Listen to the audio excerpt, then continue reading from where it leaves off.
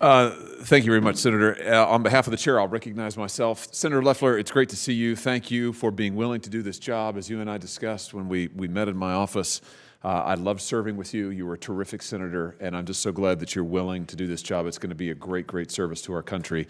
Let me just ask you a question or two to start with about the priorities at SBA. I noticed that on day one of his administration, the last president issued an executive order directing federal agencies to adopt a broad racial equity agenda. And that was particularly a focus of SBA over the last 4 years. In fact, according to one report, by far the largest program that uses racial preferences in the federal government is the 8A program run by SBA. To be eligible for it, companies had to show various racial and other characteristics in order to access funding. A federal court in Tennessee ruled it unconstitutional.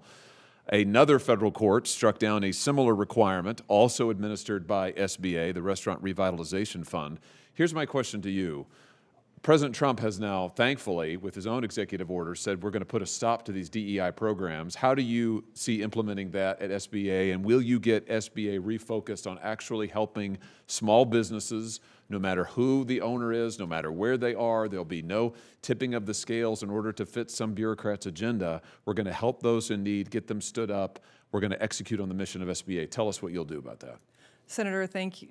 Thank you, and I appreciate the time we spent in your office discussing these matters. Importantly, President Trump's EO overturns a divisive and illegal DEI program that was spread throughout the government, and particularly within the SBA. This will allow us to reduce the burdens on small business for costly implementation of needless programs.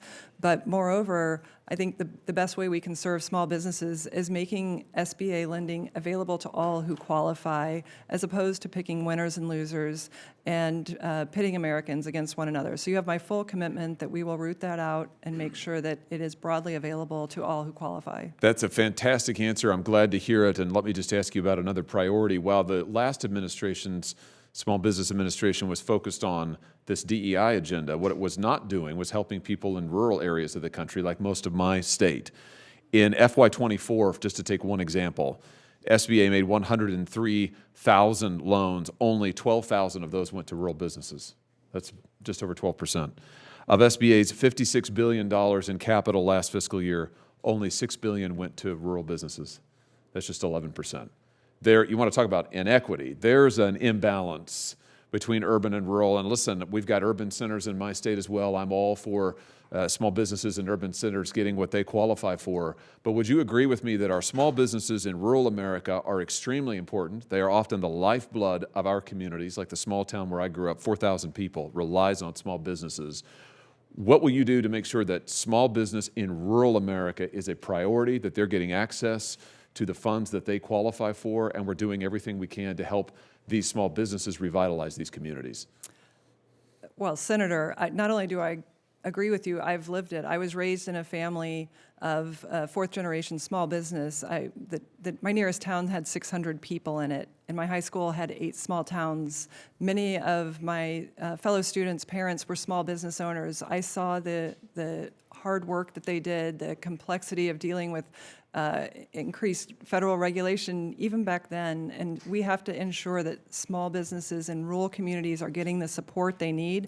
I understand it firsthand, and I know that we can do better, and we will do better, because this is an area that we can grow in terms of bringing manufacturing made in America again can come back, driven by rural America, and paying attention to people that have been forgotten about. That's what President Trump does. He remembers the forgotten men and women working so hard in this country to make it work. Fantastic. Well, I welcome your focus on this. I look forward to working with you.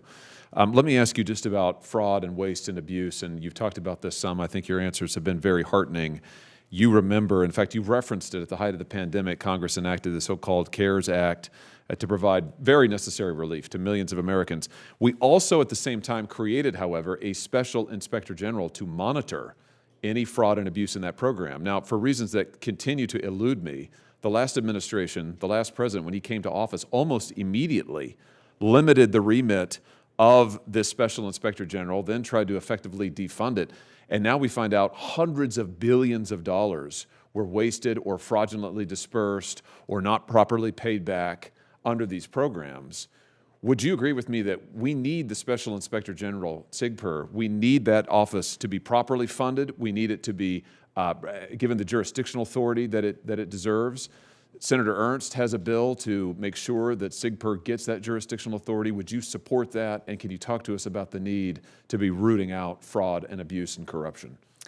Absolutely, Senator. If I'm confirmed, I look forward to working with this committee to have a higher standard of accountability, to act with more urgency, to have a zero tolerance policy with regard to fraud, and to making taxpayers whole. We have to get back to that accountability and getting those funds back into taxpayer hands as soon as possible. Very good. Thank you.